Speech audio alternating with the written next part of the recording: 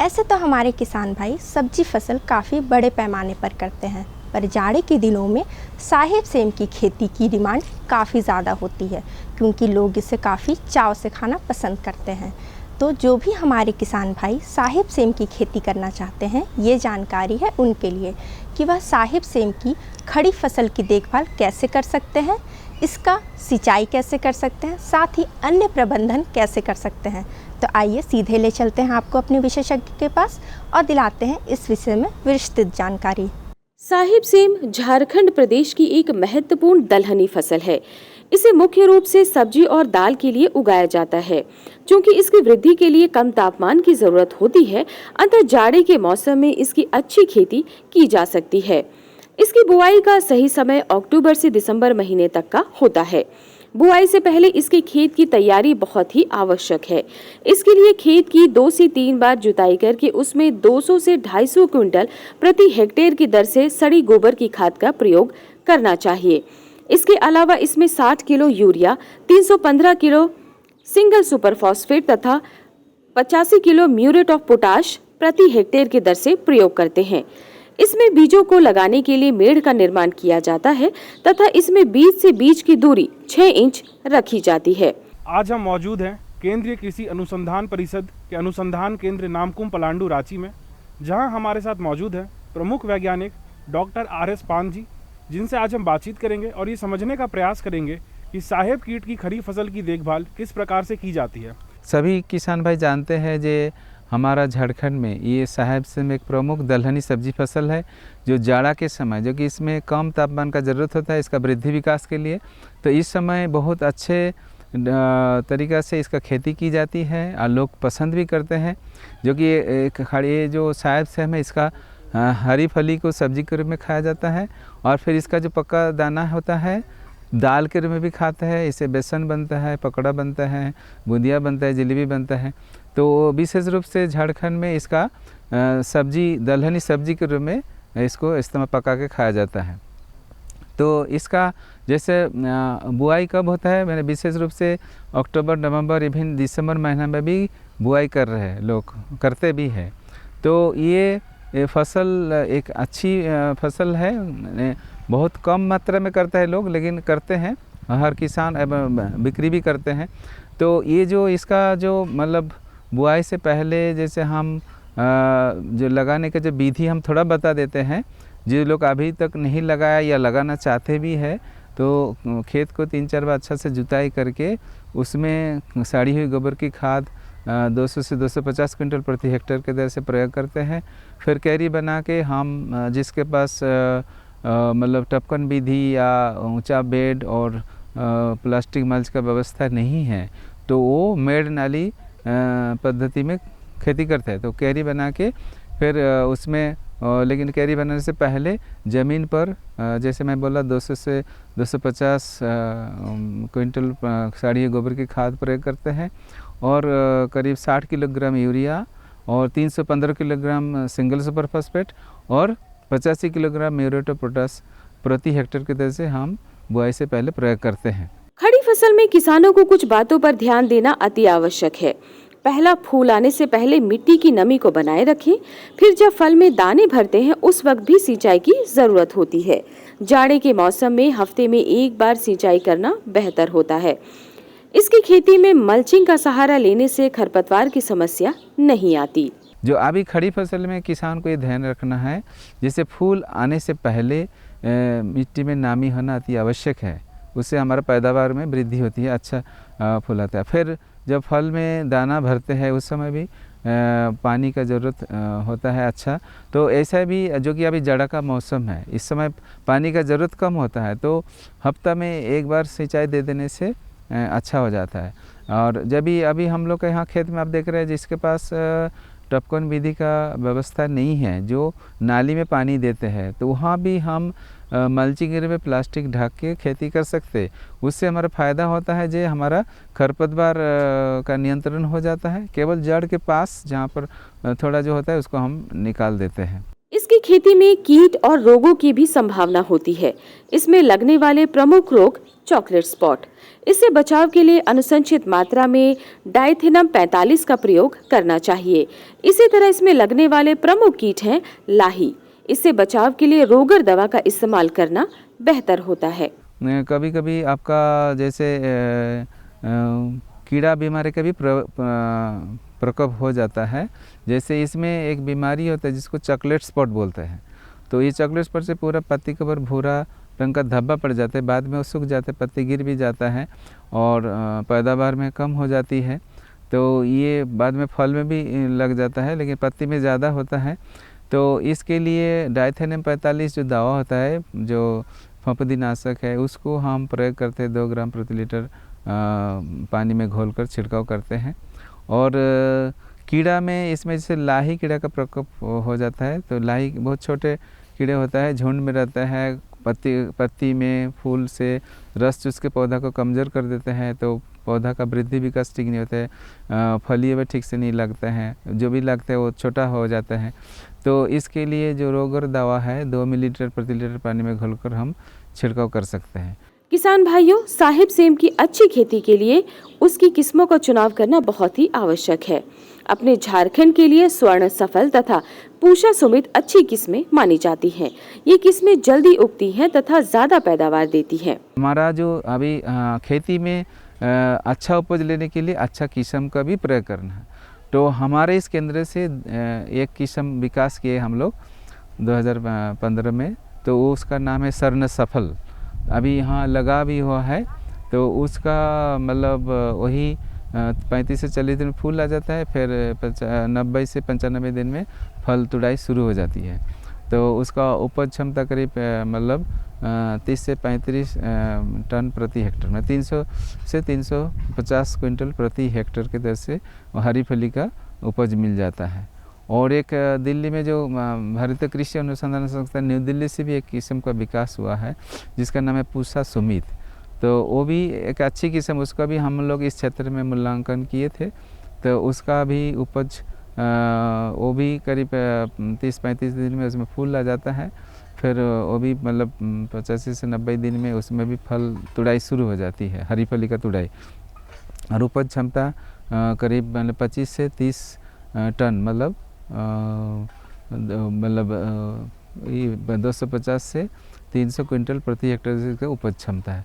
तो ये उन्नत जो दोनों उन्नत किस्म का हम बात किए हैं, तो इसका जैसे स्वर्ण सफल का बीज हमारे ही पलांडू स्थित अनुसंधान केंद्र में से उपलब्ध करके और वो अच्छा सफल खेती कर सकते हैं साहिब सेम की। इस तरह से यदि किसान भाई साहिब सेम की खेती करते हैं तो निश्चित तौर पर वे उसकी अच्छी पैदावार ले सकते हैं तथा उससे अच्छी आमदनी प्राप्त कर सकते हैं। जो भी हमारे किसान भाई लाह की खेती करना चाहते हैं, ये जानकारी है उनके लिए। जी हाँ, लाह काफ़ी फ़ायदेमंद होता है और साथ ही साथ इसका काफ़ी उचित मूल्य भी मिलता है बाज़ार में।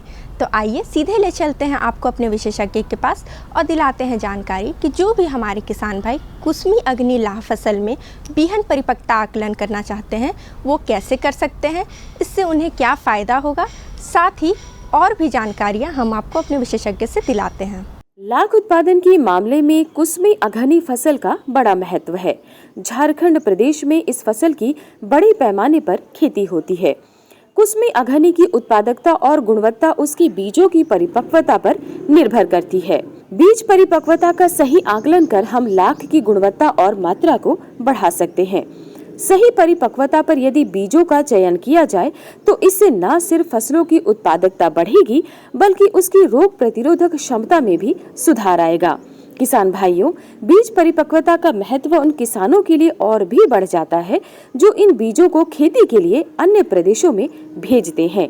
यदि उनके बीज परिपक्व नहीं होंगे तो रास्ते में ही बहुत से शिशु कीटों के मरने की संभावना बढ़ जाएगी।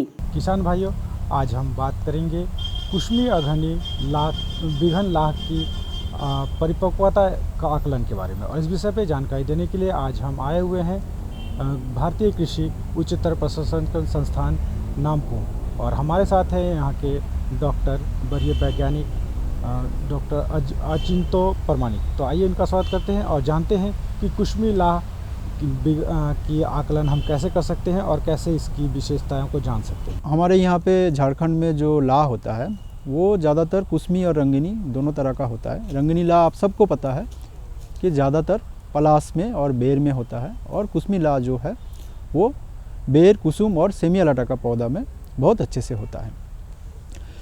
तो ये जो कुसमी लाह है इसका क्वालिटी वगैरह बहुत अच्छा होने की वजह से इसका कीमत भी रंगिनी लाह से ज़्यादा होता है। और आजकल किसान भाई सर्दी वाला जो कुसमी लाह का जो फसल है वो ज़्यादातर बेर में झारखंड में बहुत बड़े पैमाने पे कर रहा है। ये छोड़ के सेमियालाटा में भी आप करेंगे तो उसका अच्छा फ़ायदा ले पाएंगे।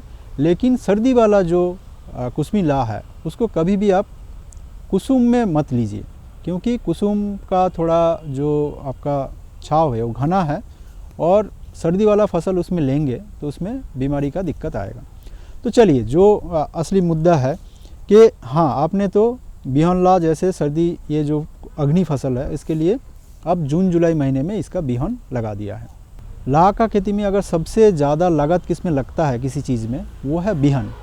अगर बिहन लाह अगर अच्छे से आपको ना मिले तब अब क्या होगा, आपका जो बिहन संचरण चाहे कितना भी अच्छा पेड़ में आप बिहन संचरण कीजिए तो बहुत अच्छा फसल आपको नहीं मिलेगा। तो इसके लिए आपके पास टाइम होना चाहिए, नहीं तो आप बहुत लेट या बहुत देरी पे बिहन का कटाई करेंगे तो जो है सब ज़्यादा से ज़्यादा शिशु कीट आपका रास्ते में ही या नया पेड़ में लगाने से पहले ही वो नष्ट हो जाएगा और आपको बहुत अच्छा फसल नहीं मिलेगा। किसान भाइयों, लाख के कीड़े जब छोटी अवस्था में रहते हैं तभी से उसमें सफेदी दिखाई देने लगती है।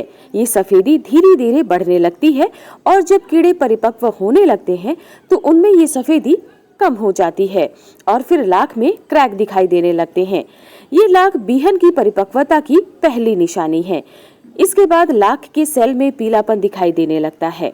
ऐसी स्थिति में यदि पीलापन आधा से ज्यादा फैल गया है तो उसे आप अन्य प्रदेशों में खेती के लिए भेज सकते हैं।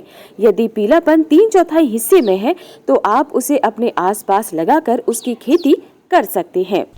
जब भी लाह का कीड़ा मैच्योरिटी की तरफ जाएगा तब क्या होगा, मादा कीड़ा का जो शरीर है वो अंदर थोड़ा सा सिकुड़ जाएगा और जो खाली जगह है वहाँ पे एक वो सारा जितना अंडा है वो डाल देगा। तो उसको बाहर से भी दिखता है। कैसे दिखता है कि पहले थोड़ा सा जैसे सुई की आगा का जैसे है ना, ऐसा छोटा सा एक पीलापन दिखेगा, फिर वो पीलापन धीरे धीरे धीरे धीरे आधा से ज़्यादा फैल जाएगा और लास्ट में जब बिहन का कीट, शिशु कीट निकलना शुरू हो जाएगा तब तक आपका 4 हिस्से का 3 हिस्सा जो लाह का सेल है वो दिखेगा कि पीला हो गया है। उस स्टेज में बिहन लाह पूरी निकलना शुरू होता है। तो किसान भाइयों, अगर आपको बिहन लाह जो है दूर भेजना है तब क्या है, जब पीलापन एक लाह का सेल आप तोड़ के देख लीजिए, कहीं पे 1 या 2 बैठा है तो धूप के खिलाफ इसको देखिए ऐसे, उसमें अगर पीलापन उसका जितना एरिया है उससे आधा से ज़्यादा अगर फैल गया है तब उसको बेचने के लिए प्लान कीजिए, कांटेक्ट कीजिए। और ज़्यादा दूर आपको अगर नहीं ले जाना है तब आपको क्या है, जब वो 3/4 हिस्सा में फैल गया है तो उसको काटना शुरू कीजिए और अपने करीबी जो इलाका है उसमें आप उसको बांट सकते हैं। लेकिन आपको अगर दूर भेजना है तो थोड़ा सा पहले कटाई करना है। तो शुरू से ही जब से आपका सफ़ेदीपन कम होना शुरू करेगा और उसमें क्रैक आना शुरू होगा तब से ही आप नज़र में रखिए कि हर 2-3 दिन में कि लाह का स्थिति क्या है, और अपना कॉन्टैक्ट्स भी बना के रखिए कि किसको आपको बिहन लाह बेचना है। अगर बेचना है तो उसका प्राइस वगैरह पता कीजिए और उसका तैयारी कीजिए। तब क्या होगा, आप सही टाइम पे बिहन लाह को काट के आप बहुत ही अच्छे स्थिति में उसको मार्केट कर पाएंगे और आपको बहुत अच्छा बिहन लाह का जो कीमत है वो मिलेगा और अगले फसल के लिए भी आपको बहुत जो है अच्छा क्वालिटी का बिहन लाख मिलने से आपका अगला फसल भी बहुत अच्छा होगा। किसान भाइयों, सर्दी के मौसम में बिहन धीरे धीरे निकलते हैं, जबकि गर्मी के मौसम में ये बिहन बहुत जल्दी निकल जाते हैं। अतः सर्दी के मौसम में कटाई से पहले जितना ज्यादा पीलापन हो उतना अच्छा है, जबकि गर्मी के मौसम में जब ये पीलापन आधा फैल जाए तब कटाई करनी चाहिए। और एक महत्वपूर्ण बात है, अभी जैसे सर्दी का मौसम है, अभी क्या होगा कि बिहन जो है आपका धीरे धीरे निकलेगा और जो गर्मी का समय है उसमें बहुत जल्दी निकल के बैठ जाते हैं। तो सर्दी के समय में ये हमें ध्यान रखना है कि जितना हो सके येलो स्पॉट डेवलप हो जाए उसके बाद ही हम उसका कटाई करें। लेकिन गर्मी के टाइम में हमें ध्यान रखना है कि एकदम बहुत ज़्यादा टाइम हमें नहीं देगा, बहुत जल्दी बिहन निकल जाएगा। तो हम थोड़ा ज़्यादा टाइम हाथ में रख के, लगभग आधा जब पीलापन फैल गया सेल का, तब जाके उसको कटाई करें।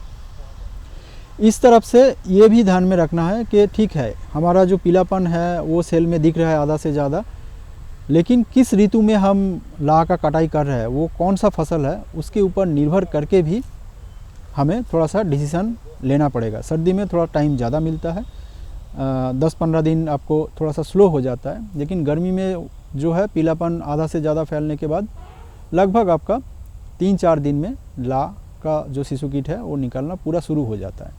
तो ये सारे चीज़ को ध्यान में रखते हुए, लाह को कीड़ा को देखते हुए और अपना जो आसपास जो वातावरण है उसमें वेदर कैसा है वो देख के आप सही से पहले से प्लान करके बिहान का कटाई कीजिए और अगले फसल के लिए तैयार कीजिए, तो फिर आपको फसल जो है बहुत अच्छा आएगा।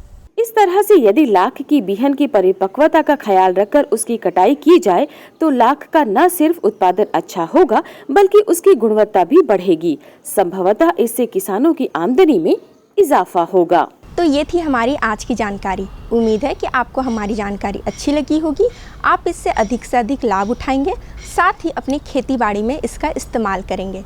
वक्त हो चला है आपसे विदा लेने का, पर हम फिर मिलेंगे आपसे कृषि दर्शन के अगले अंक में। पर उससे पहले आप हमारा पता लिख लीजिए ताकि कार्यक्रम से जुड़ी कोई भी समस्या या कोई भी आपका सुझाव हो तो आप हमें लिख भेजें। हमारा पता है कृषि दर्शन, कृषि प्रकोष्ठ, द्वारा केंद्र निर्देशक, दूरदर्शन केंद्र, रातू रोड, रांची, पिन संख्या 834001।